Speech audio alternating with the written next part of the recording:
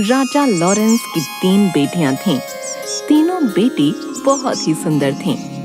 सबसे बड़ी राजकुमारी का नाम मैरी था और मंझली राजकुमारी का रोज था और सबसे छोटी और चंचल राजकुमारी का नाम एली था।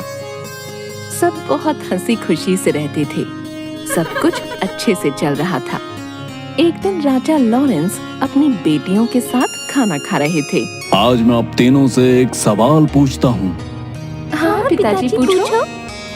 बताओ तुम किसके भाग्य का खाते हो? पिताजी, आप मेरे पिताजी हैं और मैं आपकी बेटी हूँ, इसलिए मैं आपके हक का खाती हूँ। रोज तुम बताओ, तुम किसके भाग्य का खाती हो? पिताजी, आप ऐसा क्यों पूछ रहे हैं? आप एक राजा हैं और मैं आपके राज्य में रहती हूँ, इसलिए मैं राजा यानी आपके भाग्य का खाती हूँ। लॉरेंस अपनी दोनों बेटियों के जवाब से बहुत खुश था। फिर उसने अपनी तीसरी बेटी को अपने पास बुलाया। एरी, तुम बताओ, तुम किसके भाग्य का खाती हो? पिताजी, हर इंसान और पशु पक्षी अपने अपने हक का खाते हैं, इसलिए मैं भी अपने हक का खाती हूँ। एली की ये बात सुनकर लॉरेंस को गुस्सा आ गया। ठीक है, अगर तुम अपने हक का खाती हो तो यहाँ से निकल जाओ। मैं भी देखता हूँ तुम्हारा भाग्य कितना बलवान है। मेरे दिए बिना तुम्हें कैसे खाना मिलता है। राजा ने गुस्से में आकर अपनी पुत्री को एक जंगल में छुड़वा दिया। लेकिन एली को समझ नहीं आया कि उसकी गलती क्या है। वो एक पेड़ के नीचे बैठी बैठी सोचती रही। थोड़ी देर बाद उसे नींद आ गई।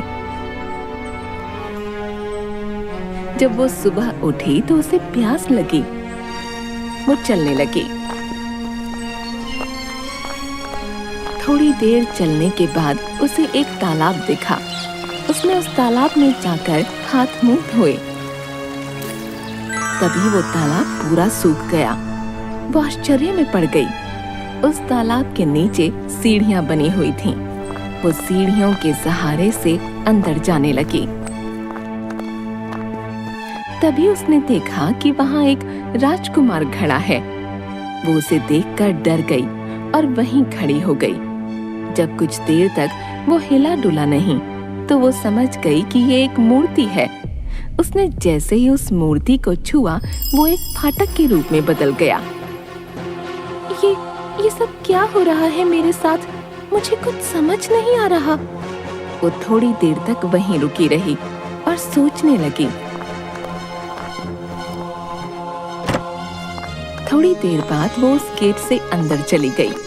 वो जैसे ही अंदर गई, उसने देखा कि वहाँ एक सुंदर सा बगीचा बना हुआ है और बगीचे में सुंदर सुंदर फूल लगे हुए हैं और उसके बीचों बीच एक पोखर है। वो पोखर के पास गई। उसने वहाँ पानी और बगीचे में गिरे हुए फल खाए और सो गई।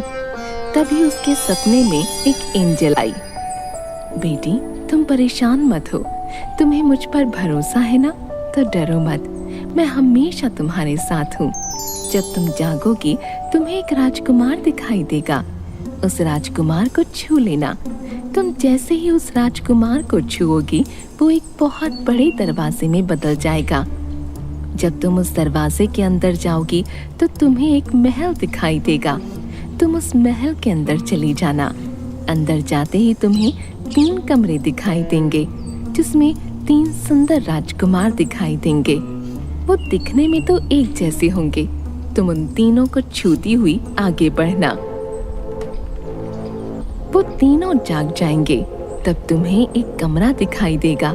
जैसे ही तुम उस दरवाजे को खोलोगी, तुम्हें वहाँ एक सुंदर राजकुमार दिखेगा और जैसे ही तुम उसे छुओगी, वो जग जाएगा। वो जैसे ही जगे, तुम उसके गले में फूलों का हार डाल देना। वही तुम्हारा पति होगा। इतने में एली की आंख खुल गई और वो हड़बड़ा कर उठ गई। ये सब क्या हुआ? क्या वो सब एक सपना था? क्या सच में ऐसा होगा? एली सोचती रही। थोड़ी देर में सूरज निकला। उसने बगीचे से फूल उठाए और उन फूलों से हार बनाने लगी। जैसे ही वो पीछे मुड़ी, एक राजकुमार दिखाई दिया। अरे ये तो बिल्कुल वैसा ही हो रहा है जैसा कि एंजल ने सपने में कहा था। एली ने उस राजकुमार को छुआ। वो एक दरवाजे में बदल गया। वो आगे चली गई। फिर उसने महल को देखा। वो महल के अंदर गई और 3 राजकुमारों को छुआ। उसके बाद वो कमरे में गई और उसने उस राजकुमार को छुआ और उसके जागते ही उसके गले में वरमाला डाल दी। राजकुमार ने अपने गले से वरमाला निकाल उसके गले में डाल दी। महल में शहनाई की आवाज आने लगी। दोनों ने विवाह किया। बहुत देर से एली के मन में एक बात चल रही थी।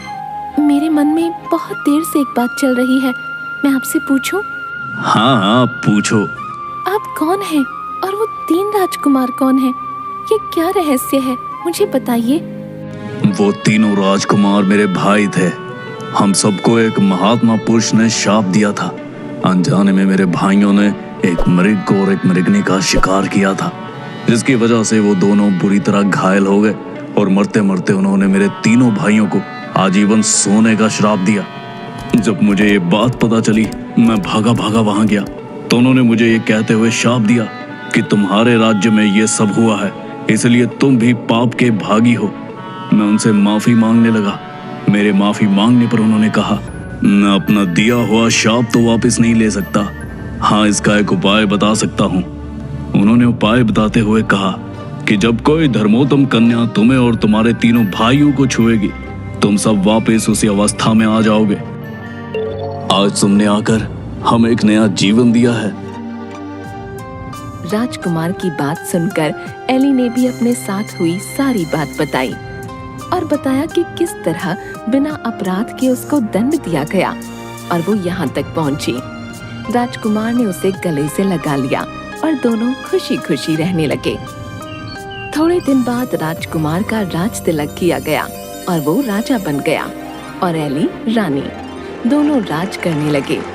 उनके राजा रानी बनने से उनकी प्रजा खुश थी। उनके राज्य में सब कुछ अच्छे से चल रहा था। लेकिन थोड़े ही दिनों बाद एली को अपने माँ बाप की याद आने लगी और वो उदास रहने लगी। एक दिन, क्या हुआ एली, तुम ऐसे उदास क्यों बैठी हो? मुझे अपने पिता की बहुत याद आ रही है। मैं उनसे मिलना चाहती हूँ। पता नहीं वो लोग कैसे हैं। मेरी बहनें, मेरी माँ, सब पता नहीं कैसे हैं। मुझे उनकी बहुत याद आ रही है। मेरे पिताजी को भी शायद अपनी गलती का एहसास हो चुका होगा। अगर ऐसा है तो चलो हम उनसे मिलने चलते हैं। तुम परेशान मत हो, हम कल ही तुम्हारे घर जाएंगे। दोनों राजसी ठाठ के साथ वहां पहुंचे। जब लॉरेंस ने देखा कि कोई राजा उनके राज्य की ओर अपनी सेना और हाथी घोड़ों के साथ आ रहा है तो वो डर गए। लेकिन वो कुछ नहीं कर सकते थे क्योंकि उनका अपना सारा खजाना खाली हो चुका था और उनके दोनों दामाद उनसे राज्य में हिस्सा मांग रहे थे। उनकी प्रजा भी दुखी थी। राजा लॉरेंस बहुत परेशान हो चुके थे। जब वो दोनों उनके सामने आए, वो एली को रानी के भेष में पहचान ही नहीं पाए। थोड़ी देर गौर से देखने के बाद उन्होंने पहचाना कि वो उनकी बेटी एली है। वो उसे देखते ही रोने लगे और अपनी गलती की माफी मांगने लगे। मुझे माफ कर दो एली, मैंने तुम्हें सच बोलने की सजा दी। तुमने सच कहा था कि हर कोई अपने भाग्य का खाता है। पिताजी, आप माफी मत मांगो। आप अगर मुझे जंगल में न छोड़ते तो मुझे ये खुशी के दिन कैसे देखने को मिलते। इतना कहते ही लॉरेंस की आंखों से आंसू गिरने लगे और उसने अपनी बेटी को गले से लगा लिया और वो सब खुशी खुशी रहने लगे।